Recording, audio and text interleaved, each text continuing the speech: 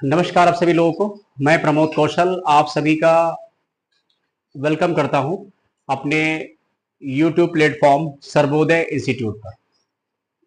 और देखते हैं इस महत्वपूर्ण सेशन को, जैसा कि डेली करंट अफेयर के एक न्यू पैटर्न के साथ। और हमें लगता है ये पैटर्न इसलिए इंपॉर्टेंट है क्योंकि सबसे बड़ी बात है, क्वेश्चन भले ही कितना छोटा क्यों ना हो लेकिन उसकी व्याख्या बहुत बड़ी है। ठीक है, तो इस बात का ध्यान रखेंगे हम लोग। और ये व्याख्या आपके लिए इंपॉर्टेंट भी बहुत ज्यादा है। ठीक है, क्योंकि पता नहीं आप किस एग्जाम का हिस्सा बन जाओ। आज हो सकता है किसी की मतलब प्रिपरेशन कर रहे हो, उसका रिजल्ट ना बन रहा हो। कभी कभी कुछ चीजें बदलने पर भी ऑप्शन कहीं ना कहीं नजर आ जाते हैं। ठीक है, तो चलिए ज्यादा टाइम नहीं करेंगे वेस्ट, फटाफट इस सेशन को भी कंप्लीट करते हैं। और ये जो न्यूज आपको मिल रही है ये 26 और 27 अगस्त, राइट। ठीक है, तो आगे की जो न्यूज होगी वो भी कभी कभी गैप होता है, उससे मत घबराइए। जितने विद्यार्थी हमारे हो सब लोग जुड़े रहो और जा जाके पढ़ते रहो। अभी देखिए पुलिस में एग्जाम हुआ, उसमें एमपीसी पूछा गया था। हालांकि एमपीसी का लेवल ब्रॉड था, हमने पढ़ाया था उसको सिविल लेवल के लिए, लेकिन एमबीसी फुल फॉर्म पूछ लिया गया, मॉनेटरी पॉलिसी कमेटी। तो सब लोग किसी भी एग्जाम की प्रिपरेशन करते हो जुड़ते रहिए और दूसरे लोगों को इन्फॉर्म करने का भी अगर संभव हो सके तो कर दीजिए। ठीक है, चलिए इस सेशन को स्टार्ट करते हैं। लिखा हुआ है भारत किस वर्ष चंद्रयान 4 लॉन्च करेगा। इंपॉर्टेंट क्वेश्चन है, आपके एग्जाम के लिए इंपॉर्टेंट है। चंद्रयान 4 लॉन्च करेगा। ठीक है, ए है 2027, बी 2028, सी 2029 और डी 2030। तो इसका राइट आंसर हो जाएगा 2027। यानी अभी तक चंद्रयान 1, 2, 3 लॉन्च हो चुके हैं। ठीक, चंद्रयान 3 हमारा सबसे ज्यादा मतलब सक्सेसफुली ऑपरेट हुआ। हम वहां साउथ पोल तक गए। ठीक है, जब बल्कि वहां तक कोई देश नहीं गया। तो ये 2027 में चंद्रयान 4 मिशन होगा। अब हम लोग पढ़ लेते व्याख्या। 23 अगस्त को इसरो प्रमुख डॉक्टर एस सोमनाथ ने राष्ट्रीय अंतरिक्ष दिवस के मौके पर चंद्रयान 4 की लॉन्चिंग का ऐलान 2027 में किया है। एक बात तो ये समझ में आ गई आपको, और देख लेते हैं पॉइंट क्या है। व्याख्या बहुत इंपॉर्टेंट है आपके लिए, ध्यान रखेंगे, मोस्ट इंपॉर्टेंट है इसकी व्याख्या। फिर लिखा है ये अभियान चांद की सतह से 3 से 5 किलो मिट्टी और चट्टानों के नमूनों को पृथ्वी पर लाएगा। इस स्पेसक्राफ्ट में 5 अलग अलग मॉड्यूल होंगे। चंद्रयान 3 में 3 ही मॉड्यूल थे। एक था प्रोपल्सन मॉड्यूल यानी जिसको इंजन, दूसरा लैंडर, तीसरा रोवर। ठीक है, बात क्लियर हो गई ना। तो इसमें क्या होंगे, चंद्रयान 4 में 5 मॉड्यूल होंगे। थोड़ा और ज्यादा हाईटेक बनाएंगे तभी जाके रिजल्ट अच्छा मिलेगा, क्योंकि अब कोशिश कर रहे हैं कि वहां जीवन संभव है नहीं संभव है, कुछ मिट्टी है चट्टान, उनके नमूने लाने का प्रयास करेगा चंद्रयान 4। जहां तक चंद्रयान 3 तक कामयाबी मिली है शिव शक्ति पॉइंट के आगे, अब उसके आगे देखिए कि हम लोग कितना कामयाब हो सकते हैं। ठीक, बात इसरो की है ये। अब क्वेश्चन नंबर देखते हैं दूसरा।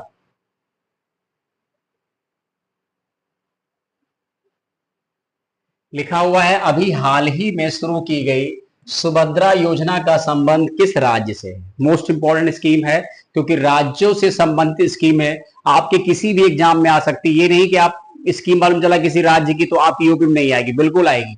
ऑप्शन है उड़ीसा है, महाराष्ट्र है, गुजरात है, झारखंड। सही आंसर उड़ीसा है, क्योंकि सुभद्रा, वैसे अगर देखा जाए तो बलराम कृष्ण सुभद्रा का मंदिर भी है पुरी में, जगन्नाथ, जो उड़ीसा का ही एक शहर है। अब इसके आगे देखते हैं इसकी व्याख्या को। व्याख्या इसकी क्या है, व्याख्या है कि उड़ीसा के मुख्यमंत्री कौन है, मोहन चरण मांझी पहली बार बने हैं। सुभद्रा योजना का अनावरण किया। इस योजना के अंतर्गत अगले 5 वर्षों में 21 से 60 वर्ष की आयु की 1 करोड़ महिलाओं को 50,000 रुपए दिए जाएंगे। ये खास बात है। कुछ समझ में आया नहीं आया। अगले 5 वर्षों में, अभी शुरू कर रहे हैं तो 5 वर्ष जोड़ लीजिए आप। किस एज की महिलाएं, 21 से 60 वर्ष। कितने मिलेंगे, 50,000 रुपए मिलेंगे। कितनी महिलाओं को, 1 करोड़ महिलाओं को। बात क्लियर है। आगे देखते हैं पॉइंट क्या है। अब क्या लिखा है, ये धनराशि 10,000 रुपए की वार्षिक किस्तों में बांटी जाएगी, जिसे राखी पूर्णिमा और अंतरराष्ट्रीय महिला दिवस पर 5-5 हजार रुपए की 2 किस्तें मिलेंगी। यानी 10-10 हजार रुपए मिलेंगे महिलाओं को प्रतिवर्ष। और कितने वर्ष मिलेंगे, 5 वर्ष। तो कितना अमाउंट हुआ, 50,000 रुपए हुआ नहीं हुआ, जैसा कि लिखा है। अब चूंकि 10,000 मिलेंगे, इसको ये लोग बांट देंगे 2 शिफ्टों में, 5,000 और ये हो गया आपका 5,000 ना। तो एक हो जाएगा राखी पूर्णिमा और एक हो जाएगा अंतरराष्ट्रीय महिला दिवस। क्लियर बात हो गई। 2 किस्तों में बांटेंगे, सुभद्रा योजना वित्तीय वर्ष 2024-25 से शुरू होकर 28-29 तक इसका सफर जारी रहेगा। इंपॉर्टेंट स्कीम है स्पेशली उड़ीसा की महिलाओं के लिए। सुभद्रा योजना ध्यान रखेंगे, पढ़ लेंगे, बहुत इंपॉर्टेंट क्वेश्चन है और आने वाले एग्जाम में जब मिलेगा तो खुद ट्रस्ट हो जाएगा। इसलिए बहुत सारे बच्चे पढ़ते भी हैं, 50-60 तो मिनिमम बच्चे देखते हैं। हम सोचते हैं और बच्चे देखें, देखना भी चाहिए आप लोगों को। इसके बाद क्या है point,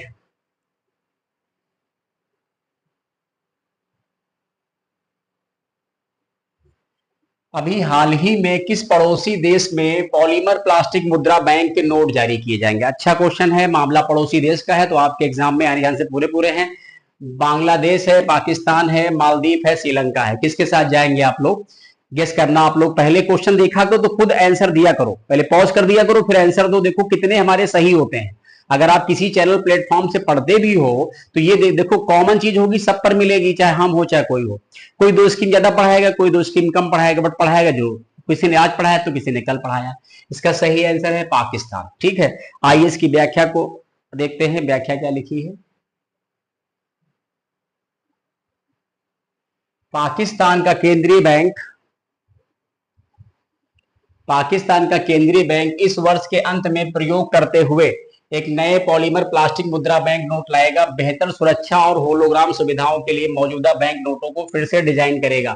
state bank of Pakistan क्या है? ये सेंट्रल बैंक है, सेंट्रल बैंक ऑफ पाकिस्तान। और पॉलीमर प्लास्टिक नोट सबसे पहले किस देश ने नोटों पर शुरू किया? इसका आंसर है ऑस्ट्रेलिया। ये भी ध्यान रखेंगे, सबसे पहले विश्व में। क्या बताया है? उनके गवर्नर है, ये सेंट्रल बैंक है पाकिस्तान का, जैसे हमारे इंडिया में आरबीआई होता है ना। गवर्नर का नाम है जमील अहमद। एग्जाम में आएगा नहीं क्वेश्चन, बस इतने पूछेंगे नोट किस देश ने भी हाल ही में प्लास्टिक जारी करने की बात कही, बस ये मोस्ट इंपॉर्टेंट है, मोस्ट इंपॉर्टेंट क्वेश्चन। आप ध्यान रखना हमारी बात को, जो हम कह रहे हैं वो देखिएगा। फिर क्या लिखा है? बैंकिंग और वित्त पर सीनेट समिति को बताया कि इस साल दिसंबर तक सभी मौजूदा कागजी मुद्रा नोटों को नई सुरक्षा विशेषता के साथ फिर से डिजाइन किया जा रहा है। अहमद ने कहा कि 10-50, देखो कितने बड़े बड़े नोट चलते हैं पाकिस्तान में। पाकिस्तान में कितने बड़े बड़े नोट चलते हैं। अब 10-50 तो हमारे यहाँ भी चलते हैं, 100 भी चलता है, 500 चलता है, इनके यहाँ 1000 भी है और 5000 भी है। ये 2 बड़े बड़े नोट। हालांकि 2000 रुपए का नोट हमारे यहाँ भी चला लेकिन बंद हो गया, 1000 का भी चला है। अब हमारे यहाँ सबसे बड़ा जो नोट है वो 500 रुपए का है। पाकिस्तान में जो सबसे बड़ा नोट है वो 5000 रुपए का है। कभी 5000, 10,000 के नोट्स हमारे यहाँ भी इंडिया में भी चले, तो ये ध्यान रखेंगे, इंपॉर्टेंट पॉइंट है, आ सकता है आपके एग्जाम में ना। किस कंट्री की बात कर रहे हैं हम लोग? पाकिस्तान की बात कर रहे हैं। अब इसके बाद क्या है पॉइंट, लिखा है अभी हाल ही में विश्व का सबसे बड़ा गुड़ उत्पादक देश कौन सा बना? गुड़ मतलब जैगरी, ठीक है, गुड़ उत्पादक। चीनी का एक सब्सिट्यूट गुड़ है। ऑप्शन है भारत है, ब्राजील है, मैक्सिको है, चाइना है। आप लोग चेक करना कि इसका राइट आंसर क्या होगा। राइट आंसर हो जाएगा भारत। ठीक है, यहां पर पढ़ लेते हैं व्याख्या इसकी। विश्व में सबसे बड़ा गुड़ उत्पादक केंद्र बना भारत, क्योंकि यहाँ गन्ने की पैदावार सबसे अधिक। भारत का सबसे अधिक आबादी वाला राज्य उत्तर प्रदेश देश के खाद्य प्रसंस्करण और डेयरी क्षेत्र में महत्वपूर्ण भूमिका निभाता है। तो उत्तर प्रदेश गन्ने के मामले में भी क्या है? नंबर 1 है। महाराष्ट्र हो गए, यूपी हो गए, इनकी भूमिका ज्यादा है। तो गुड़ उत्पादक मामलों में विश्व में नंबर 1 कौन है? भारत है। ठीक है, क्वेश्चन नंबर 5 देखते हैं। एक मीडिया समूह के मूड ऑफ द नेशन सर्वे में किस राज्य के मुख्यमंत्री को लोगों ने सबसे ज्यादा पसंद किया है? एक सर्वे है, ठीक है, मीडिया समूह का survey, mood of the nation, nation का मूड क्या कहता है? आंध्र प्रदेश के CM, Tamil Nadu CM, Delhi CM, Uttar Pradesh के सीएम। आप लोग कमेंट करके बताना ये कहाँ का सर्वे है और किसको दिया गया है। तो इसमें उत्तर प्रदेश राइट होगा। बात कर रहे हैं योगी आदित्यनाथ जी की, और पढ़ लेंगे इसको, इनकी व्याख्या पढ़ लेंगे हम लोग। ठीक है, लिखा है कि मीडिया समूह के मूड ऑफ द नेशन सर्वे में उत्तर प्रदेश के मुख्यमंत्री योगी आदित्यनाथ को लोगों ने सबसे ज्यादा पसंद किया है। देश भर में लगभग 1.36 लाख लोगों के बीच में सर्वे, इतने लोग शामिल किए गए, अधिक लोगों के बीच हुआ सर्वे में 33% से अधिक लोगों ने योगी को बेस्ट सीएम माना है। इस सर्वे में उन्हें लगातार तीसरी बार देश का बेस्ट चीफ मिनिस्टर बनने का मौका मिला। इस बार तो बने हैं 3 बार, इसको मिला के 3 बार हो गए हैं, ठीक है। बेस्ट चीफ मिनिस्टर उनको माना गया, जबकि दूसरे स्थान पर दिल्ली के मुख्यमंत्री अरविंद केजरीवाल हैं जो इस समय जेल में है। तीसरे स्थान पर पश्चिम बंगाल की मुख्यमंत्री हैं। चौथे स्थान पर तमिलनाडु के सीएम एम.के. स्टालिन हैं और 5वें नंबर पर आंध्र प्रदेश के सीएम चंद्रबाबू नायडू। क्लियर हो गई बात? पढ़ लीजिएगा प्रॉपर तरीके से, नोट्स बना लेना, जैसा अच्छा लगे वैसा कर लेना, इसलिए बार बार इधर उधर भी हो रहे हैं, जिससे आप स्क्रीनशॉट लेके काम हो जाएगा आपका। इसके बाद क्या है point, most important question, most important, PCS RO लिख दिया सर, लॉक कर दीजिए इसको, लॉक कर देना आप लोग, इसको लॉक ही कर दीजिए आप, बिल्कुल लॉक कर दो। नीति आयोग के मुख्य कार्यकारी अधिकारी कौन है? वीवी सुब्रमण्यम ने आकांक्षात्मक विकास खंड कार्यक्रम की त्रैमासिक जनवरी से मार्च 2024 डेल्टा रैंकिंग घोषित कर, इसमें कौन सा जिला देश में सर्वोच्च स्थान पर? बात कर रहे हैं हम नीति आयोग की, जो एक सरकार का सलाहकारी और नियामक निकाय है। इसके सीईओ तो आप जान ही गए, ठीक है, और इसके अध्यक्ष कौन होते हैं? अध्यक्ष इसके पीएम होते हैं। नीति आयोग की फाउंडेशन कब है? 1 जनवरी 2015। और इनके उपाध्यक्ष कौन है? उपाध्यक्ष का नाम है सुमन बेरी, ठीक है। ये सब आप लोग पढ़ लीजिएगा, आपके काम का है ना। अब इसमें बताना है कि इस रिपोर्ट में नंबर 1 कौन सा जिला है देश का, ठीक है। अभी पूरी व्याख्या समझेंगे। चित्तौड़गढ़ है, हरदोई है, श्रावस्ती है, करीमनगर है। अब जिस विद्यार्थी ने पढ़ा होगा वो तो इसका आंसर दे देगा, या किसी चैनल से प्लेट, देखिए बहुत सारे विद्यार्थी भी जान नहीं पा रहे हैं ना, इस वजह से वो चैनल से नहीं जुड़ पा रहे हैं। फिर भी 2-4-6-10 विद्यार्थी जुड़ने का प्रयास करते हैं। थोड़ा आप लोग प्रयास मारेंगे तो ये मुहिम और आगे बढ़ जाएगी एक दूसरे के सपोर्ट के माध्यम से। तो इसका सही आंसर क्या हो जाएगा? श्रावस्ती डिस्ट्रिक्ट की बात कर रहे हैं, एक छोटा सा जनपद है। लोग विश्वास नहीं करते थे, होगा नहीं होगा क्या होगा। तो देखिए इसकी व्याख्या पढ़ते हैं हम लोग।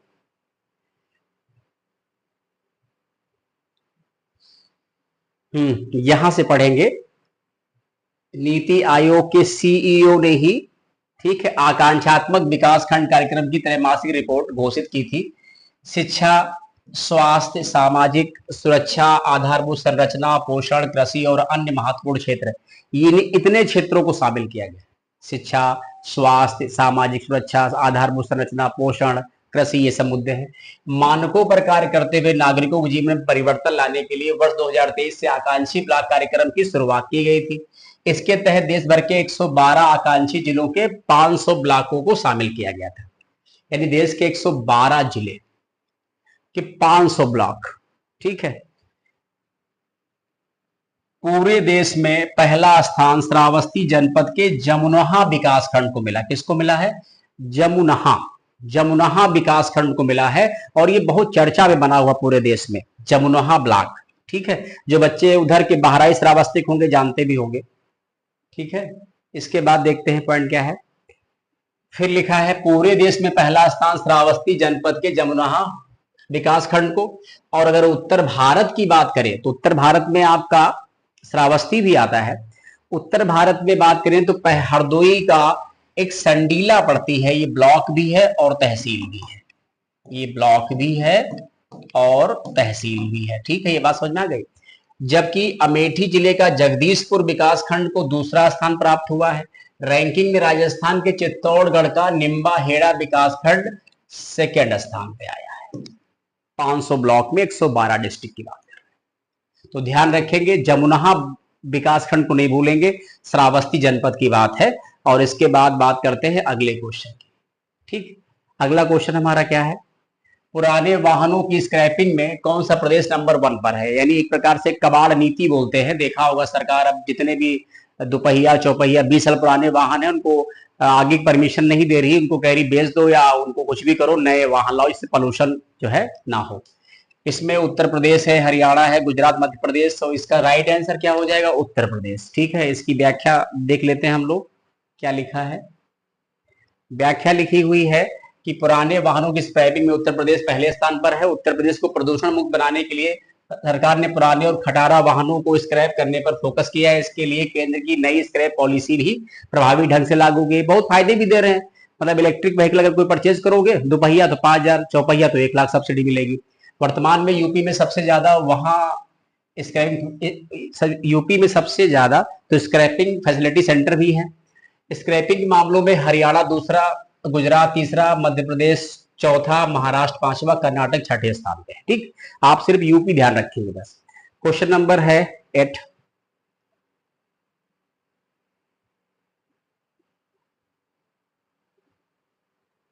अभी हाल ही में किस राज्य में बच्चों की शिक्षा को बढ़ावा देने के लिए आरंभ कार्यक्रम की शुरुआत की गई? अच्छा क्वेश्चन है, एग्जाम के लिए पूछे जा सकते हैं ऐसे क्वेश्चन, डेफिनेट पूछते हैं। आप पेपर कोई भी देखिए आता है, ऑप्शन है हरियाणा है, पंजाब है, छत्तीसगढ़, मध्य प्रदेश, ये ऑप्शन है। और आप लोग चेक करना है इसका राइट ऑप्शन क्या है, आरंभ कार्यक्रम। तो इसका सही आंसर क्या हो जाएगा, पंजाब के साथ जाएंगे। और इसकी व्याख्या देख लेते हैं हम लोग। व्याख्या है, पंजाब सरकार ने बच्चों के लिए शिक्षा को बढ़ावा देने के उद्देश्य से आरंभ कार्यक्रम शुरू किया है। इस कार्यक्रम का उद्देश्य ऐसे बच्चे जिनकी उम्र 3 से 6 वर्ष है उनकी प्रारंभिक शिक्षा को बढ़ावा देना है।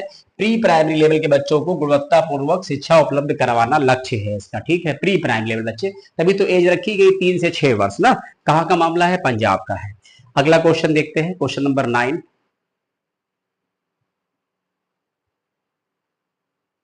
अभी हाल ही में शुरू की गई दीनदयाल स्पर्श योजना का संबंध किस मंत्रालय से? मोस्ट इंपॉर्टेंट क्वेश्चन, ये सब रिसेंट हुए हैं।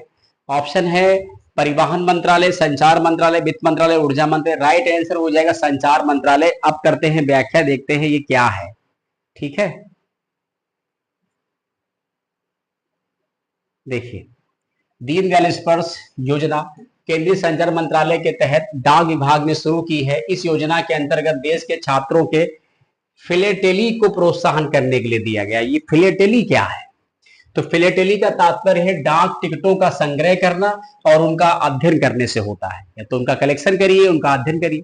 विद्यार्थियों के बीच डाक टिकट संग्रह के लिए रुचि पैदा करने के उद्देश्य से इस डाक टिकट कार्यक्रम की शुरुआत की गई। ये योजना 6वीं, 7वीं, 8वीं और 9वीं कक्षा के विद्यार्थियों के लिए है। इसमें प्रत्येक विद्यार्थी को 6,000 रुपए की छात्रवृत्ति शिक्षा भी प्रदान की जाएगी पढ़ाई के लिए, अगर वो इसमें जुड़ते हैं, बनते हैं तो ध्यान रखेंगे, दीनदयाल स्पर्श योजना इंपॉर्टेंट है। इसके बाद अगला क्वेश्चन क्या है,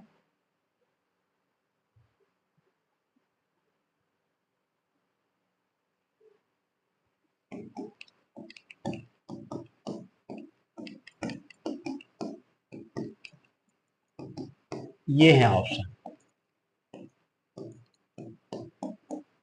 जम्मू कश्मीर विधानसभा का कार्यकाल जो 6 वर्ष होता था, इसको 6 वर्ष के स्थान पे अब क्या कर दिया गया है? ये इंपॉर्टेंट क्वेश्चन। भारत का एकमात्र कभी राज्य हुआ करता था जिसका कार्यकाल 6 था, अब तो ये यूटी बन गया है।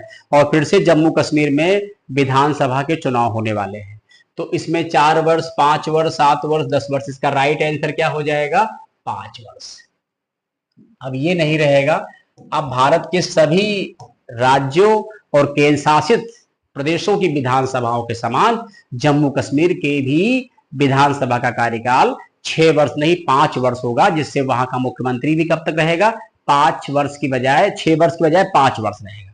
अब पढ़ते हैं इसकी व्याख्या क्या है।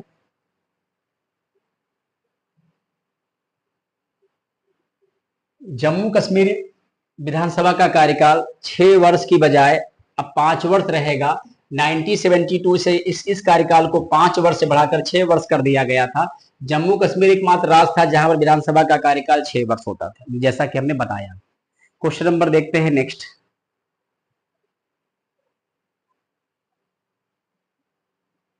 अभी हाल ही में किस देश ने भारत को पनडुब्बी रोधी युद्ध सामग्री सोनोबॉय बेचने की मंजूरी दी है? ऐसा कौन सा देश है? अभी चर्चा में रहा होगा, देखा होगा, उस देश में राजनाथ सिंह गए हुए थे। तो इसका सही आंसर अमेरिका हो जाएगा। 2 ही कंट्री कर सकते हैं, तो अमेरिका या रूस। तो राजनाथ सिंह वहीं गए थे, वहीं पर हुआ था। अब इसके बाद देखते हैं व्याख्या क्या है। अमेरिका ने भारत को पनडुब्बी रोधी युद्ध सामग्री सोनोबॉय बेचने की मंजूरी दे दी है। इससे समुद्र में भारत की ताकत बढ़ेगी। भारत ने अमेरिका के साथ 443 करोड़ रुपए का रक्षा सौदा भी किया। ये भी इंपॉर्टेंट एक पॉइंट है। और उसके बाद देखते हैं अगला क्वेश्चन क्या है।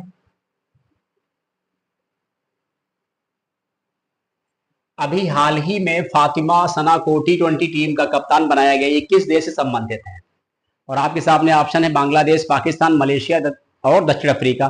कमेंट करके बताइएगा आप लोग क्या सही आंसर इसका होगा। इसका सही आंसर क्या हो जाएगा? पाकिस्तान हो जाएगा। और इसकी व्याख्या हम लोग देख लेंगे। पाकिस्तान क्रिकेट बोर्ड ने 22 वर्षीय फातिमा सना को निदा डार की जगह T20 टीम का कप्तान नियुक्त किया है। वो 3 से 20 अक्टूबर तक संयुक्त अरब अमीरात में होने वाले आईसीसी महिला टी20 कप 2024 ये कहाँ होना था? ये वैसे तो बांग्लादेश में होना था, लेकिन वहां के हालात ही बहुत बुरे इस समय चल रहे हैं। तो अब इसका आयोजन कौन कर रहा है? यूएई कर रहा है। ये हम ऑलरेडी आपको वीडियो में पढ़ा चुके हैं। ठीक, फिर देखते हैं आज का नेक्स्ट क्वेश्चन,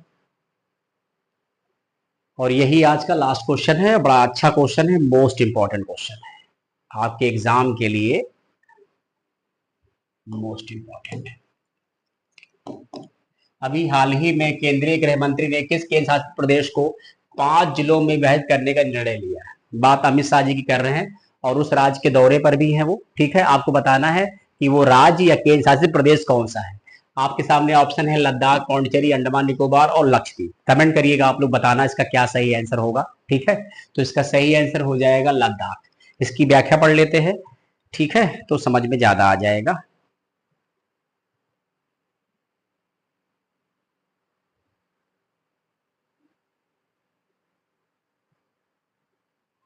नए जिलों में एक तो हो जाएगा जांस्कर, जांस्कर नहीं है, जांस्कर है, ना आएगा। जांस्कर, एक है द्रास, एक है साम, एक है नुब्रा और एक है चांगथांग। ठीक है, ये 5 नए जिले बनेंगे। उत्तर भारत में मौजूद लद्दाख साल 2019 से पहले जम्मू कश्मीर का हिस्सा था, लेकिन 2019 में परिसीमन के बाद से जम्मू कश्मीर से अलग कर नया यूटी बना दिया गया। मौजूदा समय में केंद्र शासित प्रदेश में 2 जिले हैं, एक लेह जिला है और एक कारगिल है। लेह ही इसका हेडक्वार्टर है। अगर कोई पूछता है कि लद्दाख की राजधानी या मुख्यालय क्या है, तो आंसर आप लेह देते हैं। 2 जिले हैं अभी तक, लेह और कारगिल। आप कितने जिले बन जाएंगे? 5 जिले बनेंगे। एक ये, 2, 3, 4, 5, ये 2 जिले शायद नहीं रहेंगे। इन्हीं से, लेह और कारगिल से ही जिलों को काट काट करके 5 जिले बनाए जाएंगे, जिससे प्रॉपर तरीके से डेवलपमेंट हो, हर नागरिक को, हर व्यक्ति को सब सुविधा मिले। ठीक है, तो हमें लगता है ये पॉइंट, ये सेशन कंप्लीट होता है यहीं पर, अब कुछ भी नहीं है। बहुत बहुत धन्यवाद, थैंक यू सो मच। आप सभी लोग बेहतर न्यूज पढ़िए, हम इफर्ट करते हैं आप सबके लिए, ताकि कुछ रिजल्ट आप सबका ही बन जाए और हमारी मेहनत भी सफल हो जाए। जुड़ते रहिए, पढ़ते रहिए, कुछ भी लगे कमेंट जरूर किया करिए, एक बार लाइक जरूर कर दिया करिए। लाइक करने में क्या जाता है बताइए, आप सब लोग जुड़ते हो, हमारा स्टेटस देखते हो, और हम आपके लिए इफर्ट भी कर रहे हैं, आपको भ्रमित नहीं कर रहे हैं, मिसगाइड नहीं कर रहे हैं। सब लोग जुड़े रहिए फेसबुक के माध्यम से, सोशल मीडिया के माध्यम से, और लाइक और शेयर जरूर करिए। एक दूसरे को सपोर्ट करने से ही काम चलता है। बहुत बहुत धन्यवाद, थैंक यू सो मच।